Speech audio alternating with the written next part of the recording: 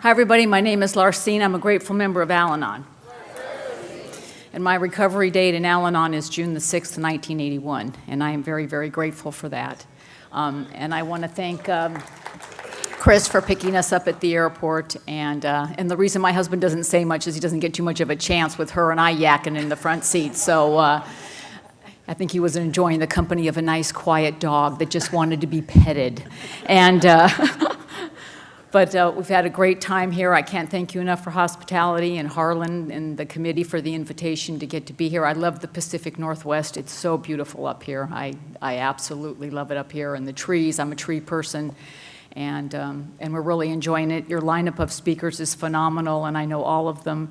And they're good friends, and they're really terrific people. I mean, you come up here and you can learn how to speak, but I know these people to be really good people as well, and Alcoholics Anonymous and Al-Anon, and how grateful I am for that. And I have to give a special shout out,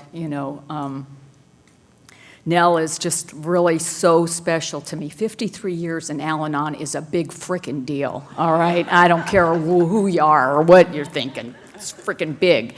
And she is such a wonderful example. I mean, I have been in Al-Anon long enough that I have had the privilege to chair 2 really large conferences in the Al-Anon portion of it, and both times Nell was my speaker. And that's how much we adore her and love her. And you want to talk about someone who is the epitome of what everybody wants to be when they grow up in Al-Anon. It is Nell. So I am so honored to be on this same ticket with you. I can't even begin to say. But enough about Nell. And because I hang out with alcoholics enough to know, yeah, it is all about me. And, and sometimes it's a little bit tough to be an Al-Anon speaker at an AA conference. I liken it to being the corpse at an Irish wake. Nobody expects you to say much, but they can't have the party without you, so you're like the token deal, I know Nell knows what I'm talking about. And, you come to these conferences, Alcoholics Anonymous, and then in little tiny print it says, with Al-Anon participation, and I go, yeah, when alcoholics are in jail, they want Al-Anon participation, then boy, then it's a lot bigger deal, isn't it, so... But it is an honor and a privilege to get to be here, and I'm so grateful that, that you do have Al-Anon on your program. It's, the big book talks a lot about the family afterwards, the chapter to the wives. All the fun stuff is in the family afterwards, and it's, like I say, an honor and a privilege to get to be a part of it, and I thank you so much for including Al-Anon in it. It is a family disease, and I learn a lot from Alcoholics Anonymous. I really do. We can't all be alcoholics, okay? Some of us have to hold the world together till you guys get your act together to take your rightful place as the guru of the universe, but we're doing the best we can as well, and it's fun. It's just fun. I'm so grateful that when I started coming to Al-Anon, my husband was in a group of Alcoholics Anonymous that was so inclusive of family. They had the AA meetings, but there was always picnics and birthdays and potlucks, and no matter what was going on, after the meeting, everybody would meet for coffee and ice cream, and everybody was included, and how grateful I am that we grew up in that kind of a group. That's the only AA and Al-Anon that I know, and I am so grateful for that, and that Alcoholics Anonymous embraced, me so well. When my husband first got sober, I was like paranoid to go to AA with him. I don't know why, but I was really freaked out that they would think I was an alcoholic. It just really freaked me out. So I said to my husband one day, how are they going to know that I'm not an alcoholic? And he's going, don't worry, they'll know. And I thought that was a compliment, but little did I know, and apparently they always did know. And But anyway, I'm just going to tell a little bit about what it was like, what happened, and what it's like for me today. I'm the oldest of 4 kids. My dad's a master sergeant in the Army.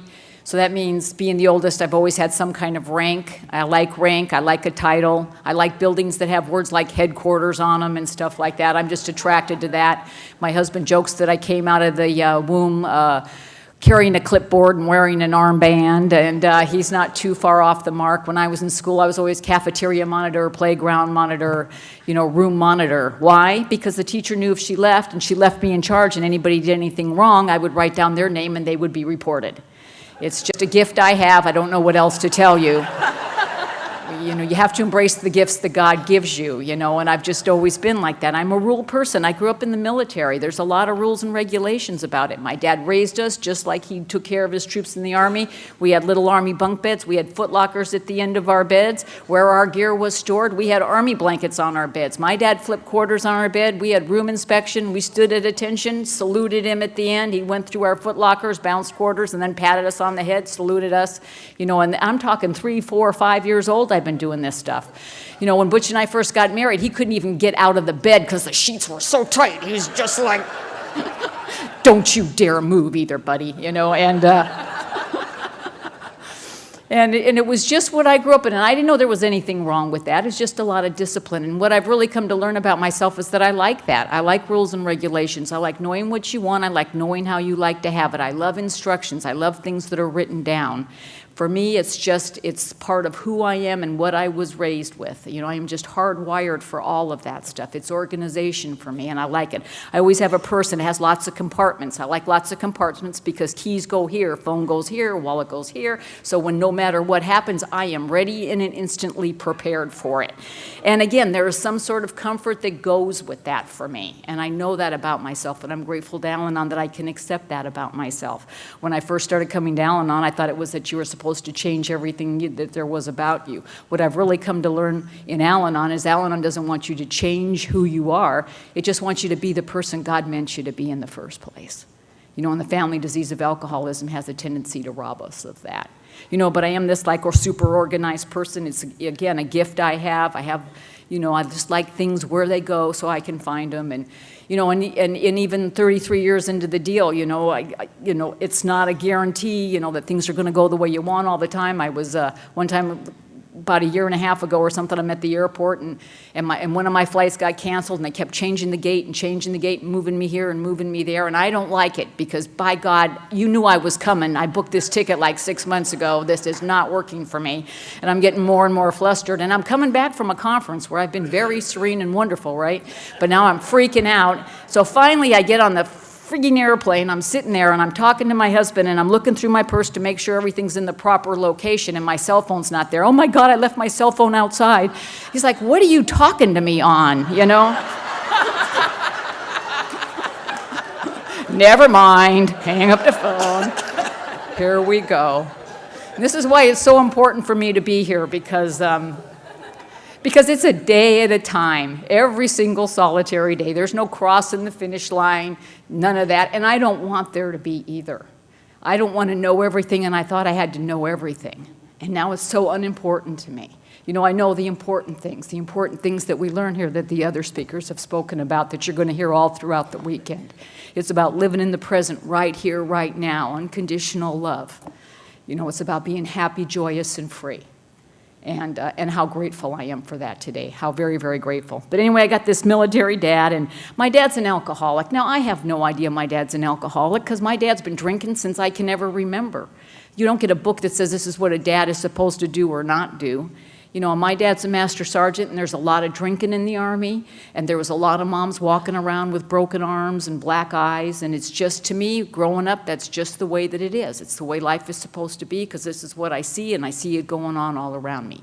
Dads drink, and they drink a lot. Except for when my dad drank, and he drank a lot. My dad's a mean guy. My dad's a mean guy sober, so when he drinks, he even gets meaner.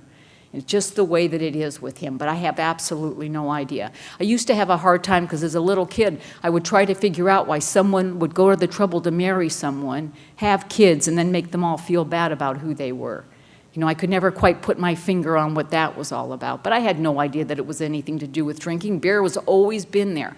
My dad he drank breakfast beer. It was just an all-day event with him, and it would get progressively worse as the day went on. And again, and what I call it is because as a little kid and you grow up in an alcoholic home, if in my experience, the first thing that goes out the door is any form of verbal communication whatsoever, and so my mom would communicate to us facially. And if you've ever grown up in an alcoholic home, you know what I'm talking about because we'd be at dinner and my mom could tell my dad was ready to have one of his alcoholic explosions, but she could never say to us kids, okay, nobody talk, nobody do anything, your dad's going to blow. So my mom would sit at the dinner table and just look at us, and You know, get that kind of stuff. And that's not an epileptic fit, boy. That's my mom. And you know what that means. That means look down at your plate. Do not look up. Be quiet. But if you have an alcoholic that's going to explode, nothing is going to stop that from happening. And sure enough, there'd be some minor infraction, some minor violation, drag a knife across a plate, or your pee would roll off a plate, or you'd spill some milk, and my dad would go ballistic. And dinner would go flying, you know, and everybody would get a whooping and a beating, and we'd have to go to bed. It could be 5 o'clock in the afternoon. Everybody's got to go to bed. My mom, the kids, the dog. It's just the way it goes down in our house. You know, and then the next morning you get up the courage to go in the kitchen before you got to go to school that morning. And there's my dad drinking his breakfast beer. And you get up and it's just so you walk in there and my dad's just like, good morning, what do you want for breakfast? And it's never, gee whiz, what was that about last night, Dad? Gee whiz, how come you had to hit everybody? How come you had to break everything? You know, but you just, you know, but it would just be, you know, one more time you think today is going to be different. And that's just, you know, and it's just typical behavior in an alcoholic home, just absolutely typical behavior. And I know that now. And what my sponsor taught me, you know, my sponsor Carol now, is this ordinary behavior in an alcoholic home. And that's such a gift to me, you know, because it being ordinary behavior takes the power out of it. It just takes the power out of it. And I was really, really grateful to know that. Of course, I didn't know that at the time. You know, my dad is just this really angry person. And all I remember, my first emotion as a child, my very first memory is fear. Fear of my dad. My very first thing I can ever remember, and the experience and the yelling and the screaming and everything went on. And that's my first remembrance of my life on this planet. You know, but that's the effect, and that's the disease, the family disease of alcoholism. But I don't know any of that's going on. I just know this is the big scary guy I have to be afraid of. But yet I'm living in this house all the time, day after day after day. And again, you know, my dad, I have no idea what all of that stuff was all about for him. You know, I got to find out later on that both of his parents were alcoholic. You know, his dad froze to death in a car, and then his mother, you know, they found her dead in her apartment, cirrhosis of the liver. You know, but I don't know any of that. My dad doesn't tell me any of that. You know, it's just the typical alcoholic stuff that's just going on over and over and over again. And it was just not a fun place to be. Not a fun place to be. And like I said, my dad's this master sergeant. He's a very intimidating guy to begin with. You know, and then you know, like I say, the drunker he gets, the angrier he gets for a lot of reasons, I suppose. But I never understood it. And I used to hear alcoholics talk about how they would drink, and maybe, you know, 10 minutes into it or whatever, they would drink for that, you know, 2 minutes of just feeling okay. You know, and I never even got to see that 2 minutes in my dad of feeling okay. That's just how bad he was already out of the gate. And I wish I would have got to see him at least have 2 minutes apiece. But he was a man I know today that was horribly tormented, but I didn't know it then. And like I say, just this horrific house growing up in this. And my dad very much disliked having girl children. I mean, that was a real shame for him, you know, and he had 3 girls in a row, so he was very angry about that. And he always made us feel really, really bad about being girls. And again, what I know today, going to Al-Anon and going to open meetings of Alcoholics Anonymous, is I just got a lot of misinformation from a man who had a lot of misinformation. And that's all there is to that. I don't need to give it any more power than that. But as a kid, I could never ask questions, you know. But I'm a person, I want answers. Information's really a big deal for me, you know. And if I can't ask questions, then what I learned to do as a little kid is just figure it out. You know, and what I know it is today is just frickin' information from nowhere, because I just think crap up all the time, just floating up here. I try and look at what's going on and make some kind of a logical, you know, thing of piecing together, but usually there are big pieces of information missing, but I just take this little bit that I grab and this little bit, and somehow I meld it all together, and it lands here, becomes fact for me, and I act upon it. You know, and I am hardwired to think that way. I can meet you, and in 30 seconds or so, I pretty much got you pegged. You know, and again, and who does that disservice? Anybody more than me? You know, but again, I've been hardwired to think this way all the time. That's why Al-Anon is so important to me. Live and let live. If I'm doing the best I can, why don't I think that you're not doing the best that you can? You know, those are the gifts that we get to learn here. So anyway, I grew up in this alcoholic home, and I need to let you know, my dad ended up, he died when he was 55 years old. He died of the disease that they talk about in the big book of Alcoholics Anonymous, total insanity and death. I can't even tell you the last words my father said to me. They were so vile and so vulgar, I wouldn't even begin to repeat them from this podium. And I always say the last words my father said, and when in reality, what I know, it's the last words my father's alcoholism said. Because I'm here to tell you, that person in that bed that day, there was no human being in there at all. It was just the vile, evil, ugly disease of alcoholism. It chewed him up so bad there was nothing else left. I don't think he weighed 120 pounds, and my dad was over 6 foot tall. And, but of course, I did not know that at that time. And I had started coming to Al-Anon just before my dad died. He died Friday, October the 13th, because my dad would pick Friday the 13th to die on. It was his kind of day. And that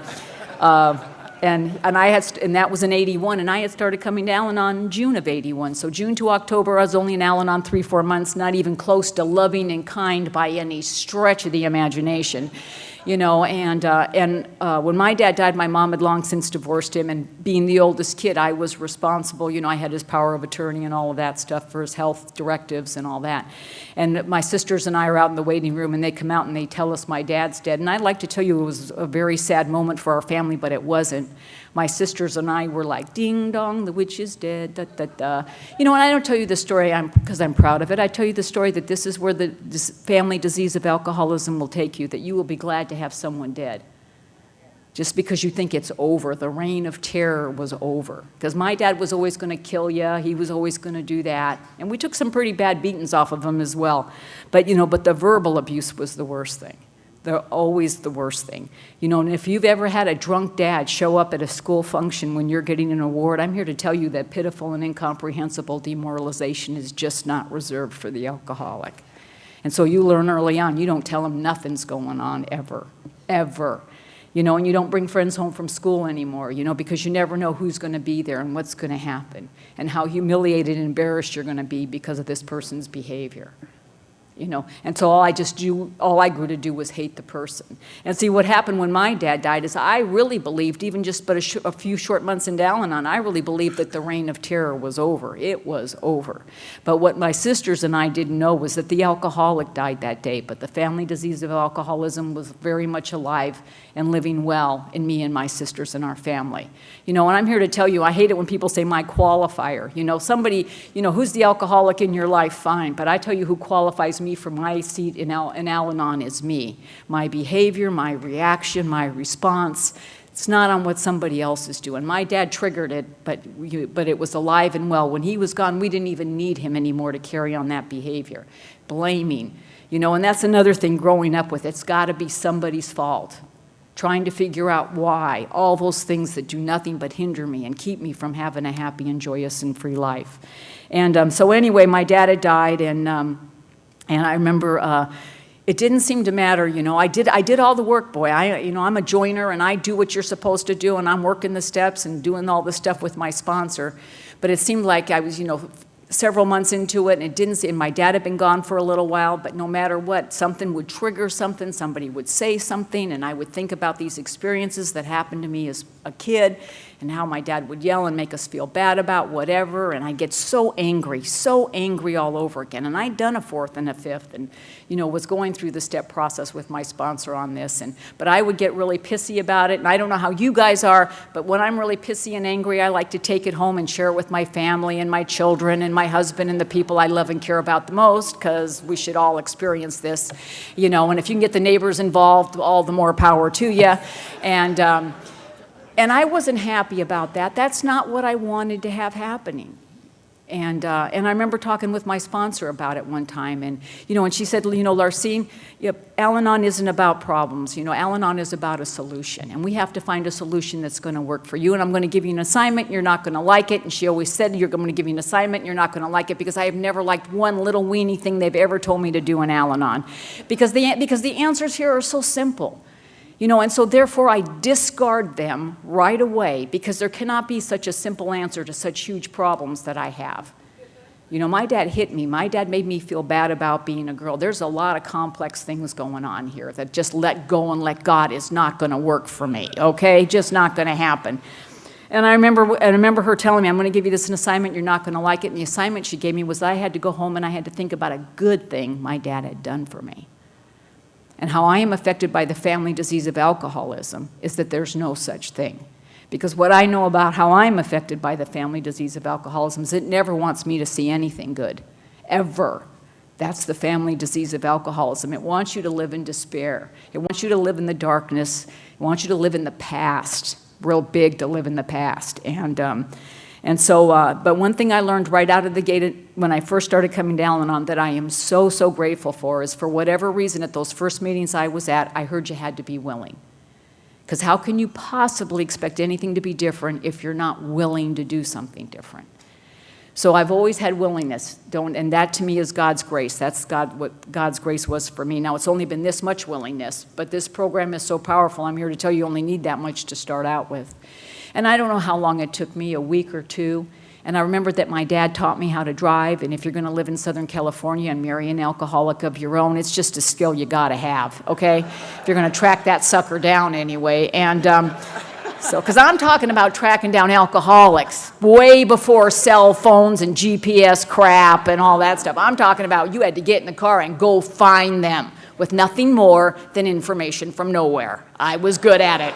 And because they don't leave a lot of hints either, okay? They're not hint leavers when they're hiding out, and especially when they're in blackouts, because they don't even know where they are. So it's a really complicated thing for us, these seekers of those that don't want to be sought. But anyway, he taught me how to drive, and I remember going to my sponsor thinking, she is not going to like this answer at all, but that's her problem, right? And she gave me an assignment, and I'm going to her with it, and my first sponsor, Jeannie, and I had my first sponsor until she passed away. She's just this most fabulous, wonderful woman, and when they talked about a sponsor's passing away, I know how much that affected me, and I can never say enough good things about her because she was always such a wonderful person, though I never thought so, especially in the beginning, because she's a clapper, which just irritates the bejeebies out of me, and give us like this kind of clapper.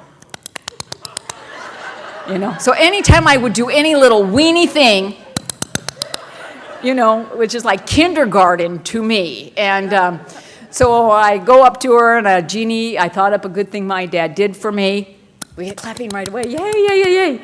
And so I tell her, he taught me how to drive. I think I'm going to be in trouble. No, now she's jumping up and down and clapping, woohoo, woohoo. Because what I didn't know, because I was a rookie, was that when a sponsor gives you an assignment, there's going to be part 2. But I didn't know that at the time. I thought I just had to do part 1 and I was done.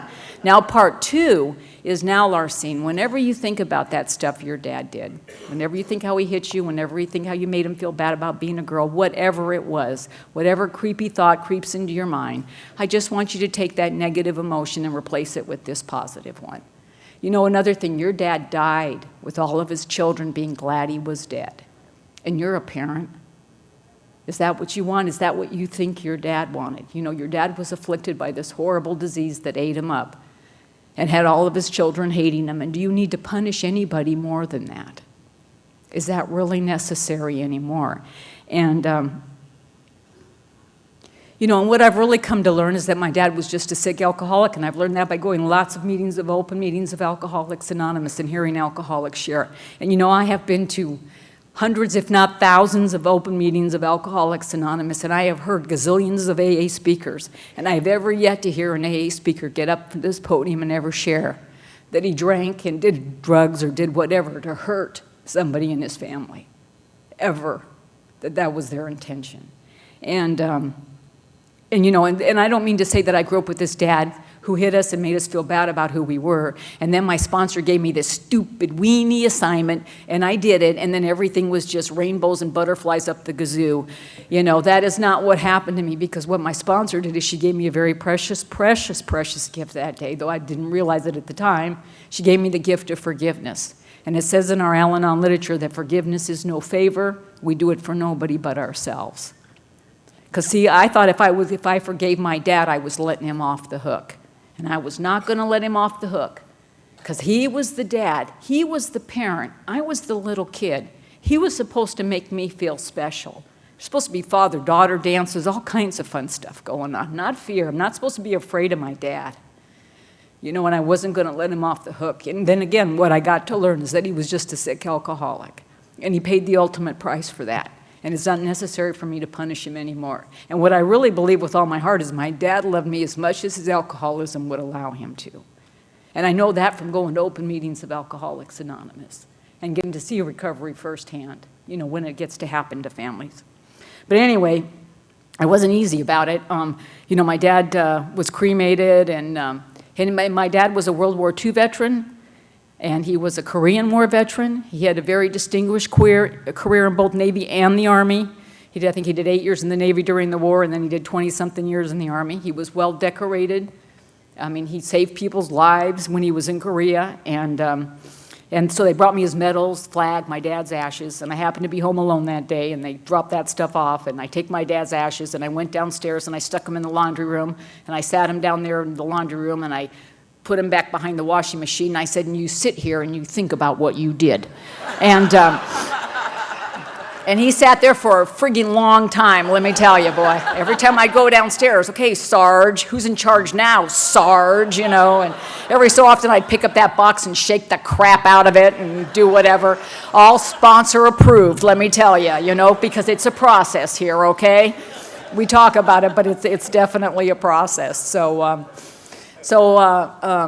When I was 17, I met my husband. Up until this point, we'd always lived in military housing. We'd always lived on the East Coast and in Europe.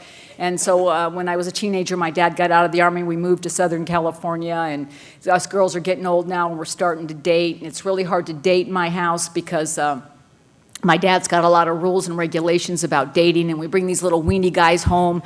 And my dad, you know, like I said, he's over 6 foot tall, an ex-master sergeant. He's got one eyebrow he can raise like 6 inches over this one side of his forehead. He looks like the devil himself standing there. And he would drill these little weenie guys, where they were going, what time we had to be back, and what part of their anatomy he would remove if we were not returned in the virginal condition of which we left the house in the first place. So it's really hard to get a second date in my house, like almost impossible. I mean, some guys, you wouldn't even be gone 30 minutes. They'd just be so freaked out by it, bring you home, goodbye, thank you, nobody's worth this, you know, and off they would go. And, you know, and that's the way I remember it till my sister reminded me, yeah, Dad's intimidating, but the fact that he always had a sidearm or a hand grenade never helped either, you know, and he always did. He was always packing a gun, always a hand grenade. He was always going to blow up the neighbors or the mailman or somebody, because that's the alcoholic, you know, grandiose stuff that was always going on. And that's why I have no qualms as the non-drinker, how we get so sick too behind that behavior, because I grew up with that behavior every single day. And I got to make some kind of sense out of it. You know, in our literature where it says every good sense tells you there's something wrong with the alcoholic's drinking and thinking, but you still hide what you know and how you feel. Every good sense tells me, but I got to rationalize and justify why it's okay so that I can be in this house. I have to rationalize and justify so when the kids in the neighborhood say stuff about my drunk dad and my dad's very violent behavior when he is drunk, I'm the one that's got to get in a fight with them and defend the honor of the family and all that stuff. And I got to rationalize and make it be all okay. And that's how I am affected by the family disease of alcoholism. Anyway, when I was 17, I met my husband. I should have known there was something wrong with him because my dad liked him right away. And that like had never, ever, ever happened before. And I remember going on this first date with him, and I was 17, and he was like 23, 24. He'd been married once before, had a kid. Should have been clue number 2 to me that there was something wrong with him, but that went right over my head. And so we went on this bowling date, and after that, we were going to go back to his place and with this other couple that we were with, and he stopped at a liquor store, and he asked me what I wanted to drink. Well, I'm a rule and regulation person, you know, and I mean, and I am, you know, I am not a legal age to drink, so I start to tell him the rules and regulations of the state of California and the drinking laws, you know, and I know he heard what he still hears today when he doesn't want to hear what I'm saying. He heard blah, blah, blah, blah, blah, blah, because he went in and got a gallon of Red Mountain wine to, I guess, impress me about wine, because I don't know nothing about it anyway. And so we go back to his house, and we're going to play this game. It's a legitimate game. It's called Pass Out. I don't know if you guys have ever heard of it or not, but you can get it on eBay. And so I'd never heard of it before, but it had rules. I read them all because I'm a winner. And now I am 17. I don't drink. I've told you, you know, growing up with this dad, what I know is keep your nose clean, boy. follow orders, straight A's in schools, do not rock the boat, do not upset the Sarge. And this is what I've been doing. And now I go out with this guy. Now up until this point, I've only, dated straight A students like myself, geeky little dudes. And here's Butch. He's like 7 years older than I am. He's a hippie guy. He's got a long beard, long hair, tattoos, no underwear. Another clue, they're an alcoholic. And you know it's true, so don't even go there with me after this. And, it should be in the Al-Anon literature for sure, but that's just a, oh. And anyway, so I don't drink. But anyway, we're going to play this game, and it's a drinking game. Now I have a lot of rules and regulations. I just do, and one of my big rules is I have to play every game, I have to win every game I play. It's just the way it is, because that's the way I was raised, boy. In Sergeant's house, boy, you do not lose. You do not surrender. And I don't care if you have to cheat to win, you do it, that's just the way it goes down. You will come up victorious. And so I don't drink, but now I'm going to play this game with him, so now I got to shift my rules around. So I don't know, I just drank a little bit of this wine. First thing I've ever drank in my life, and of course it was god-awful. And I didn't have a half a cup of that crap, and I won the game, because that's all about. But guess who drank all the rest of that wine?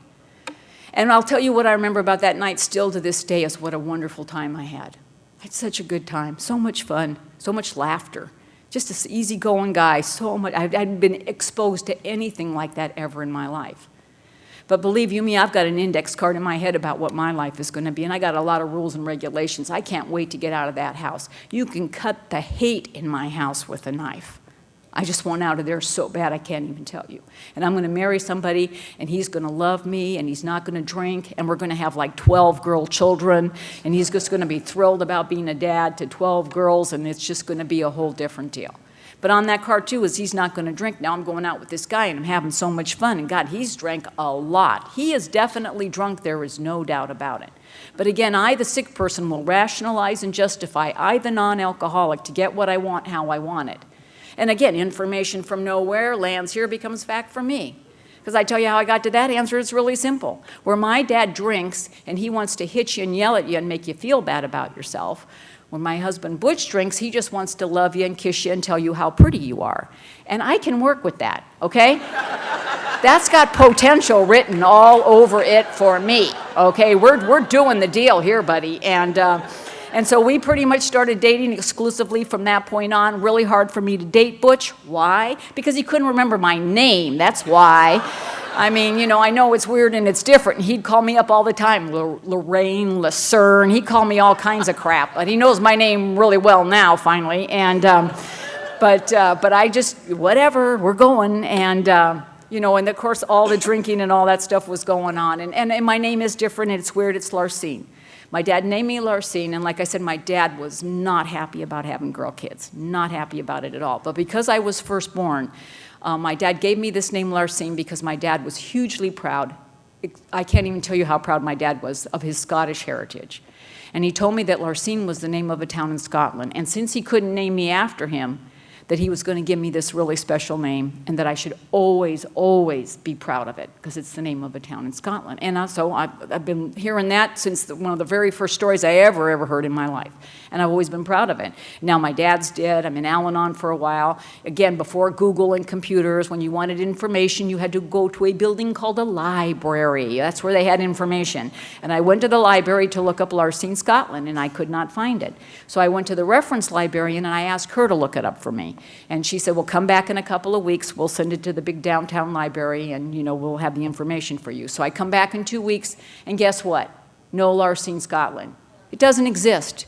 Okay, I've just gone through this big frickin' surrender and forgiveness of my dad, and one more time, here's my dad nicking me from the freaking grave, the butthead, and, because I'm right back to it, and I'm getting nuts about it, and I have a friend that goes to Scotland. He's a big golfer. I guess Scotland's like the golf mecca of the universe or something. He goes, there isn't Larcine, Scotland now. Maybe there was Larcine, Scotland like thousands of years ago. It's an old country. I got a lot of friends in Scotland. Let me check it out before you go bananas on us. And so he goes off to Scotland. He comes back 2 weeks later. Talked to everybody in Scotland, never been Larcine, Scotland. Now I'm going to change my name, bite me dad, and I'm just pissed. And I happened to be with my husband at his AA meeting, and this friend of ours walks up to me, and he goes, Larcine, you're not going to believe it, but I found out that Larcine is a Scottish word. And I'm like, oh my God, you're kidding me. What does it mean? He goes, it is Scottish for father was drunk, and so daughter got a weird name. That's what it means in Scottish. And I'm pretty sure that that is not true, okay? But what he went on to tell me, is, you know, Larcine, I'm alcoholic like your dad is alcoholic. He goes, and I don't know what he was doing or what happened or if he read something wrong or wrote it down wrong. He goes, but I'm here to tell you that I believe that your dad believed that Larcine was the name of a town in Scotland. You know, and just because it's not wrapped the way that you want it to be, does it make it any less of a gift? You know, and one more time, you know, I bring something to you guys. Attitude is everything here. I bring something to you guys, and you just show me a different way to look at it, because in reality, my circumstances have not changed. My name does not mean a bloody thing. It really and truly doesn't. But I take it to you, and you show me a different way to look at it, and it means everything to me now. It means everything to me now. And I have personalized license plates, and it's Larcine, because I got 7 letters, so it's Larcine. So about a year ago, my husband got me license plate holders that say, it's the name of a town in Scotland. And they're on my car right now in my driveway, so. And I keep thinking, poor people see that driving down the street. I hope they never get on Jeopardy and answer that, because they're going to be wrong.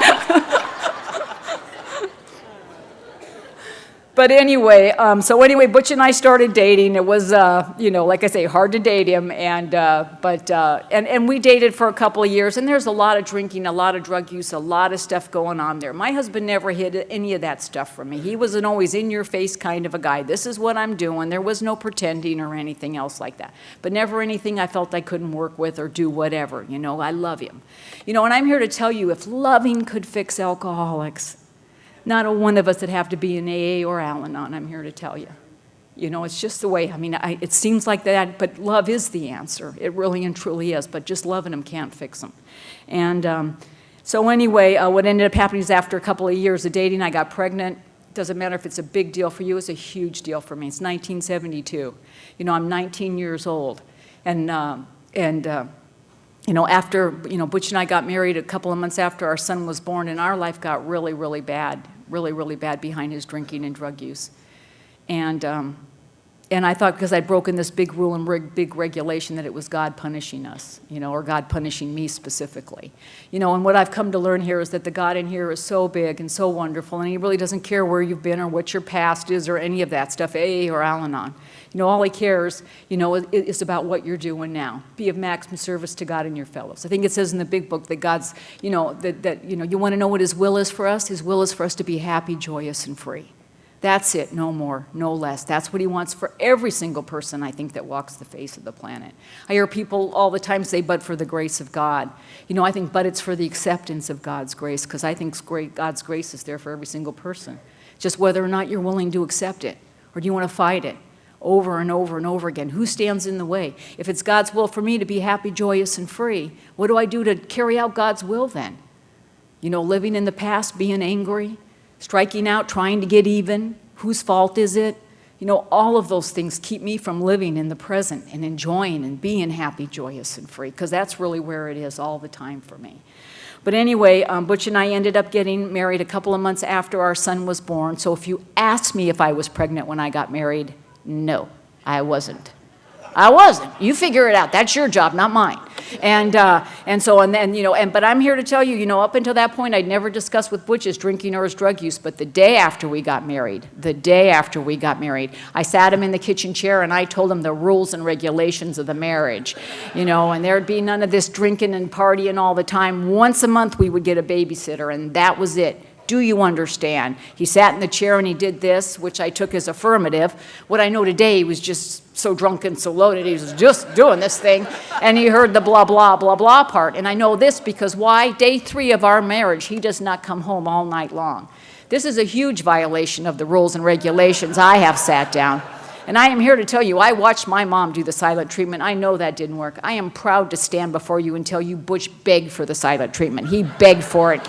And he never got it, not one time. I was like one of those little dogs when you walk in the room, just and curse. I don't even know. Again, information from nowhere lands here, becomes fact for me, because I am sure if I curse with the right mothers and effers in the right order, that he's going to have some spiritual awakening, you know, and stop all that behavior right then and there. And just the absolute craziness. Now, I positively want you to know the reason that Butch and I got married was the fact that we had this little boy. There was no doubt about that.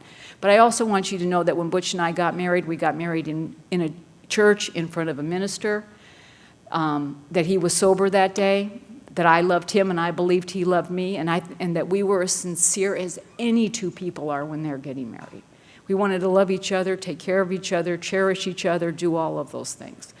But he didn't know, and what I didn't know was it wasn't just Butch and Larcine that got married that day. It was also the family disease of alcoholism. And I'm here to tell you the family disease of alcoholism doesn't love or cherish anything or anybody. It means to tear your family apart, and it will do so through the alcoholic, but it will do so equally through the non-drinker in the family. That's the family disease of alcoholism. You know, so this marriage just took off like, oh, gangbusters, just total insane gangbusters. And, you know, and him drinking and using and doing all that stuff, and me doing everything in my power to stop him from doing it. Everything in my power. You know, and for the most part, he's a pretty easygoing guy. He just, you know, all he wanted to do was get drunk, lay down, and pass out.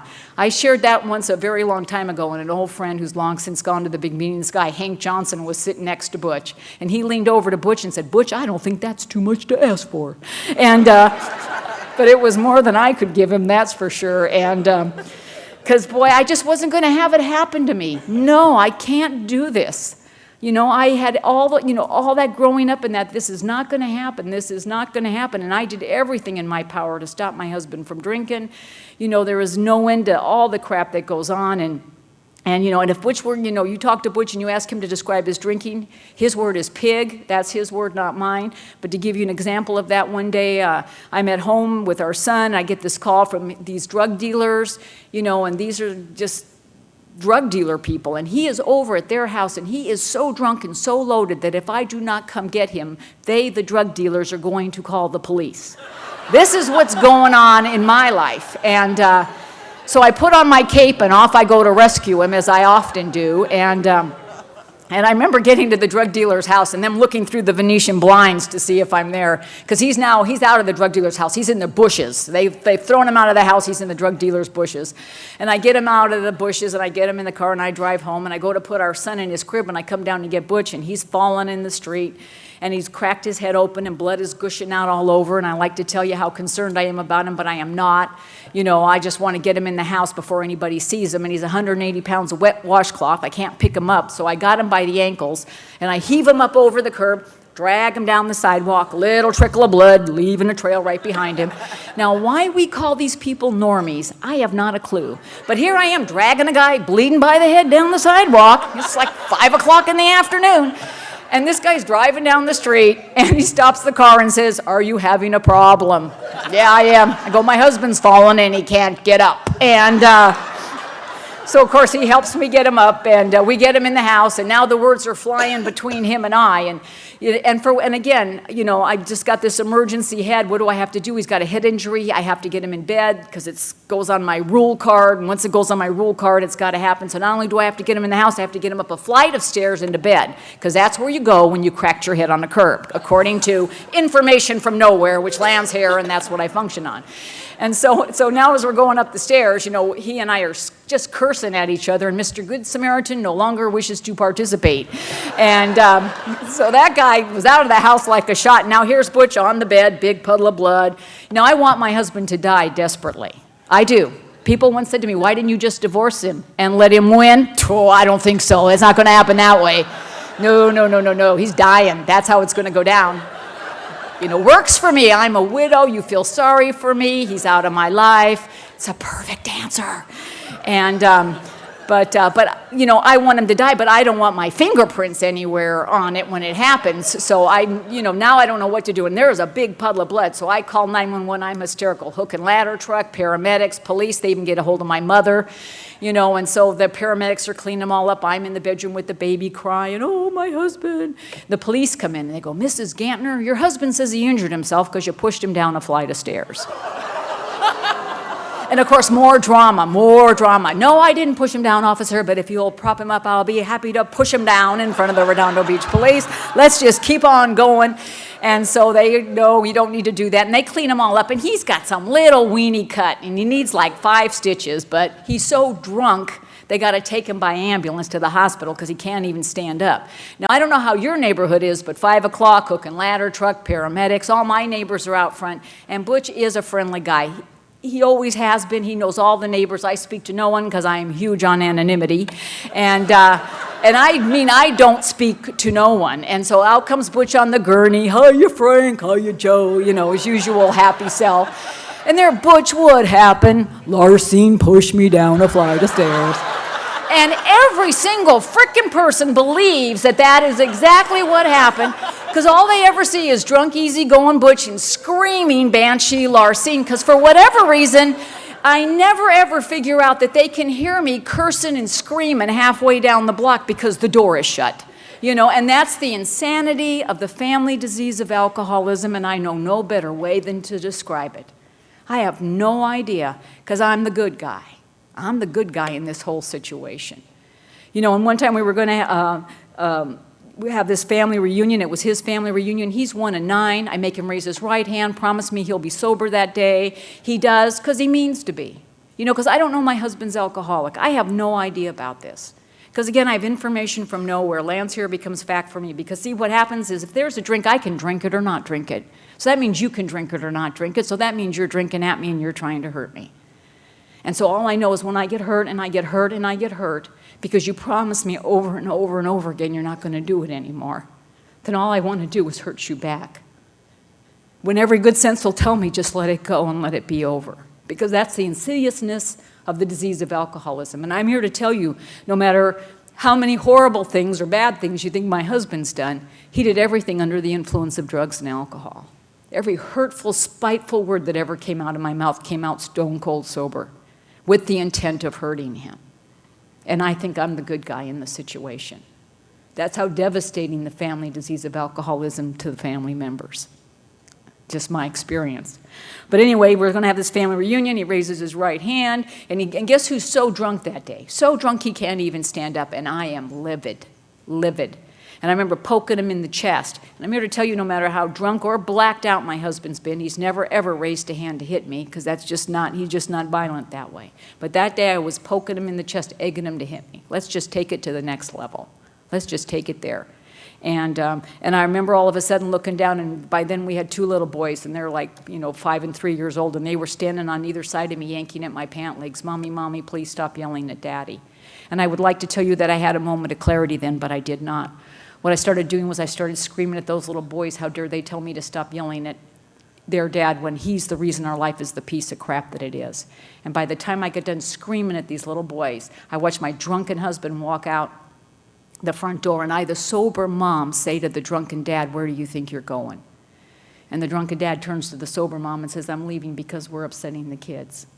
And I'll tell you this story because I'm proud of it. I tell you because this is where the disease of alcoholism took me, and I think I'm the good guy.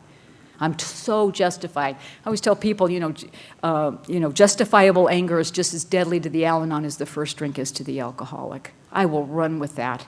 I will make everybody's life as miserable as I can because my life is so miserable behind it. And, and somewhere in all that, I went to an Al-Anon meeting, and I'd gone to school with this girl, and her dad had gotten sober, and Crazy Gene, and he remember him taking me to this meeting and sitting in the front row and seeing all this stupid literature, merry-go-rounds about denial and all other kinds of crap like that, and again, one more time, but when I was sitting in that front row, if they would have said, Larcine, do you want your life to be different? Oh my God, do I want my life to be different? Larcine, what are you willing to do about it? Nothing, because it's not my fault, not my fault. You fix him, I'll be okay. And I really believe that with every fiber of my being, because I don't know that happiness is an inside job. I have absolutely no idea of that. And that's why I can never be happy, because I'm always looking for outside things to make me happy. Never knowing that the real secret lies within, just being okay with who you are right here, right now. Good enough for God. Good enough for God. And, but anyway, so that was like my Al-Anon career, and then we just went back to all the insanity, and somewhere a little bit after that, another year or so, my husband ended up getting sober. you know, and he got arrested for drunk driving, which is no big deal. He's been arrested a ton of times for drunk driving. You know why this is the one that got him sober? His last drunk, I wouldn't even give a 5. You know, but that's the one he freaking, go figure. That's alcoholics. Don't even try and figure them out. It will drive you insane. And, but he got sober, and so, you know, he's going to Alcoholics Anonymous, and he got sober in I started coming in when he was sober 2 years ahead in 1979, you know, and in 79 they didn't, no family, nothing. They said I should go to A Al-Anon meeting, and I'm a rule follower, so I went to A Al-Anon meeting. I went to that meeting that I just told you I'd been to about a year and a half before.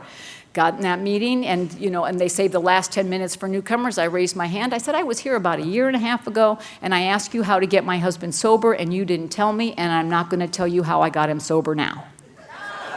Because I believe that. Believe you me, I believe that. And you know what those people said to me at that meeting? Keep coming back. You got that right. And I am telling you this because if you're at a meeting and you share something, AA or Al-Anon, I don't care which meeting you're at, and they tell you to keep coming back, it is because you've said the most asinine, ridiculous BS in the entire universe, and that's your only flame and hope is that you keep coming back because they can't even help you at this point. That's how bad you are. And just keep coming back. And of course I didn't, you know, and then Butch is sober, and now, you know, and now of course, now, and you know how you guys are when you get sober. It's like you go from like, what the heck is this to, ta-da, here we are, you know, we're the best thing in the universe. And it's true. I'm sorry, you ever go to an AA meeting? These are first AA meetings I go to with Butch. Some Yahoo dude gets up there and he got his driver's license. The place came unfreaking glued, okay? I'm like, I've had a driver's license since I was freaking 16 years old. It's not a big deal. And it's not a big deal in Al-Anon today if you have a driver's license. But in Alcoholics Anonymous, oh my God, you think the guy got a PhD or something. Incredible to me, you know. Try and figure it out. Don't. Just go, just clap right along. Yeah.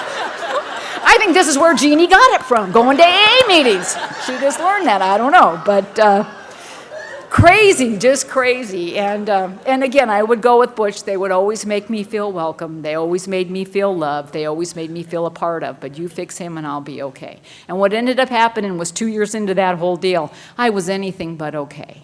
And nobody was more shocked than me because I was sure that his sobriety would fix me. When he's a good husband, when he's a good father, when he brings home a regular paycheck, you know, when he does all those things, they'll make me well. And what happened, he was beyond any expectation I had because he was going to Alcoholics Anonymous and he was working a program.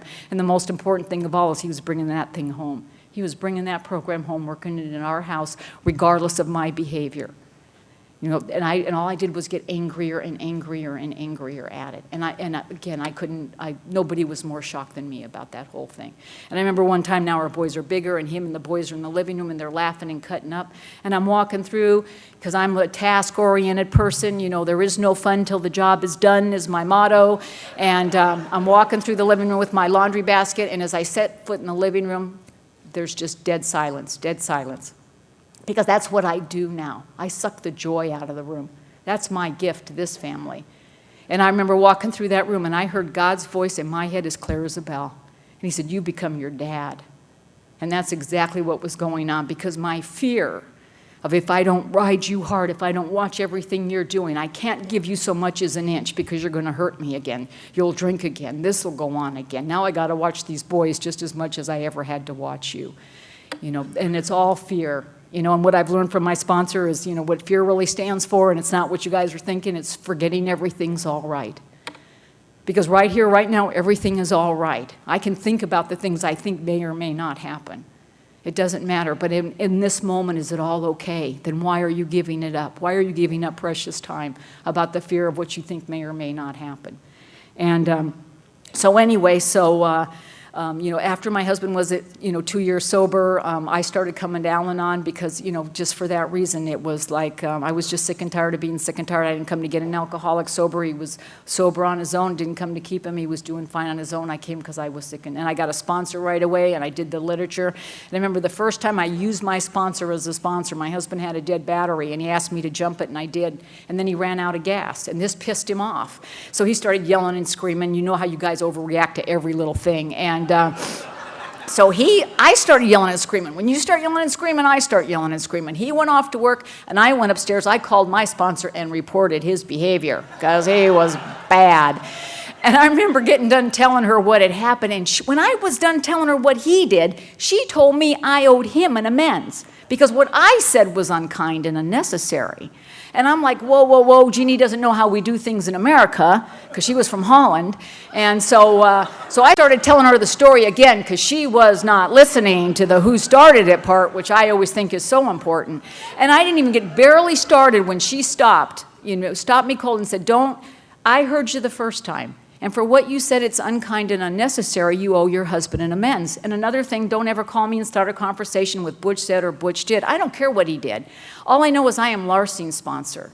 And all I care is about what you said and you did, because of what you said and you did, you owe your husband an amends. I'll see you at the meeting tonight. Click end of conversations. I learned valuable lessons. Never call your sponsor first thing in the morning because you got all day long to think about what she told you to do. And I got to do it because I'm a rule follower, and I don't know how Butch came in the door that night, 5, 6 o'clock. I don't put nothing off, boy. I marched right up to him and I said, I'm sorry I let your shitty attitude affect me the way that it did. And I'll try and do better in the future.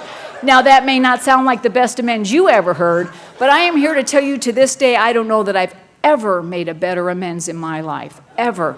Because that day I was this much willing to take some sponsor direction, to go against everything I ever believed in, to take the shot at a good life. And that's just and from that day to this day, this much every day, I have a sponsor and a home group, I work the steps, I be of service, and every day I get this much time, I can get the shot at a good life, if I so choose to take it.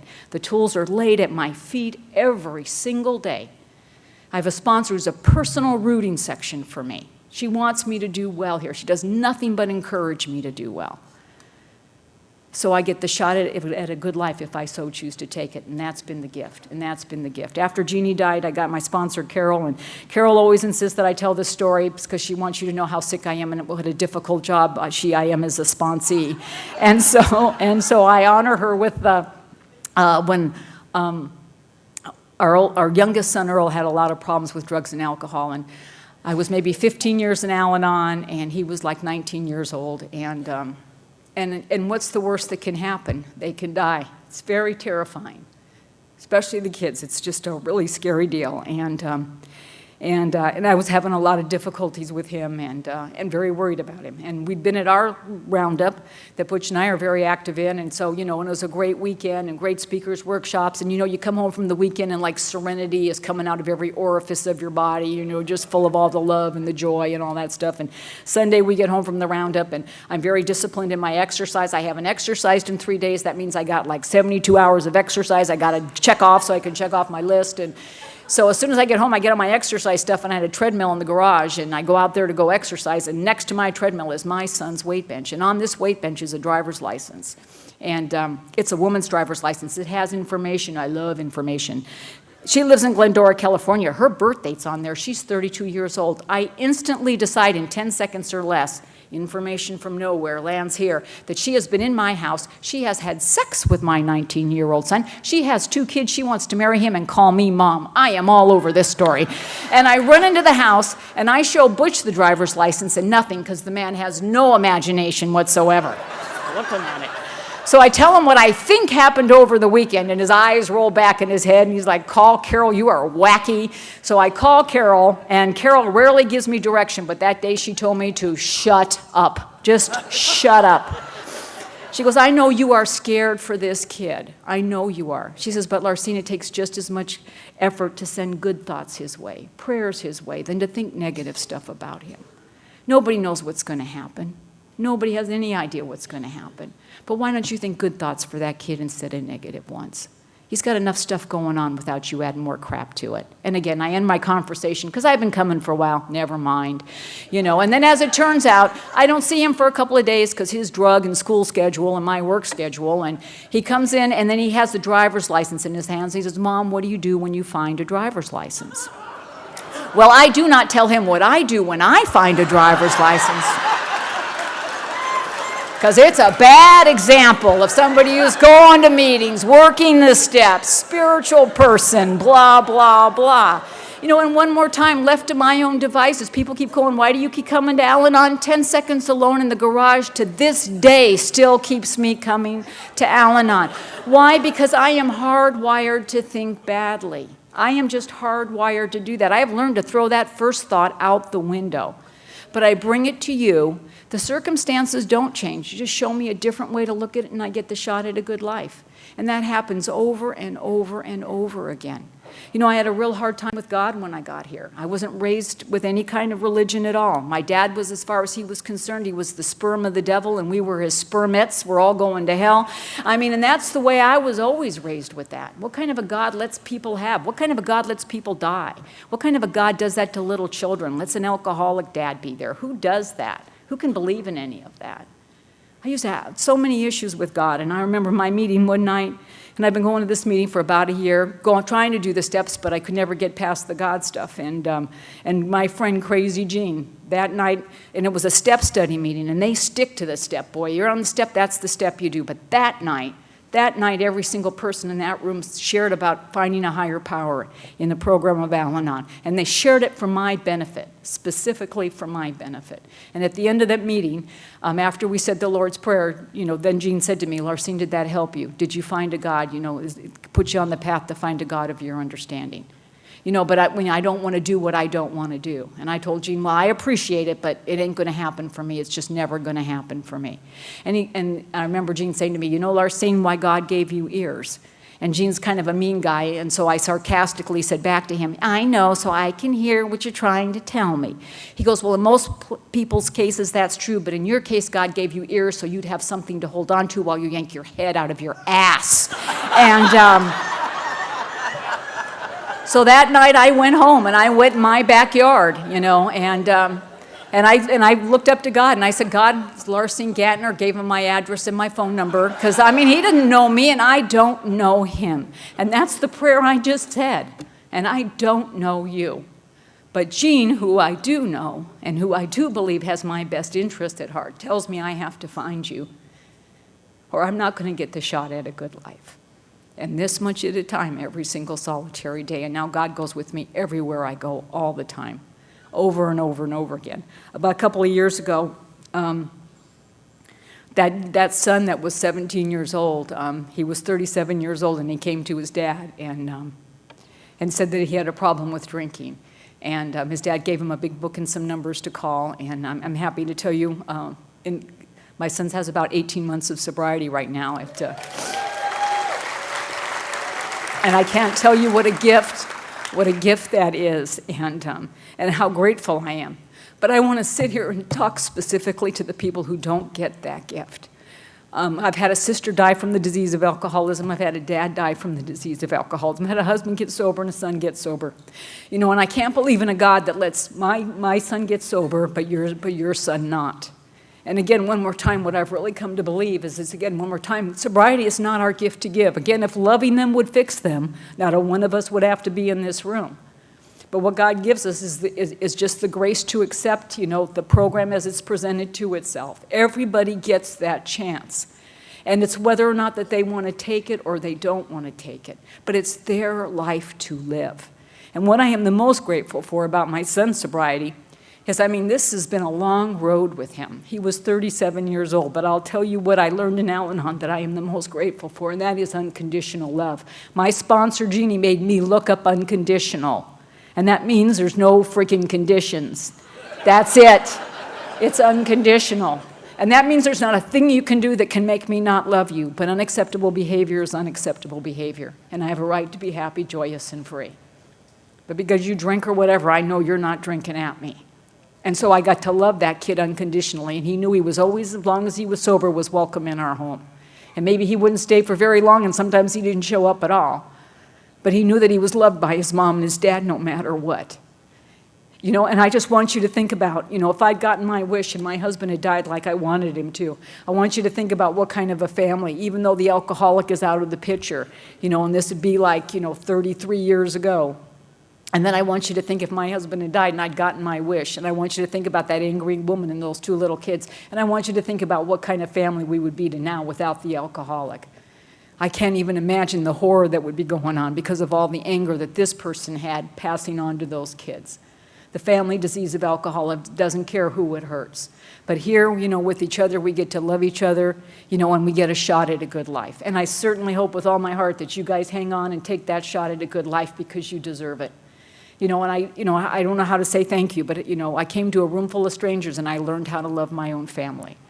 I have a little candle that I keep in my kitchen. It says, "A candle loses nothing of its light by lighting another candle." I want to thank you guys from the bottom of my heart for lighting my candle. Thanks for having me.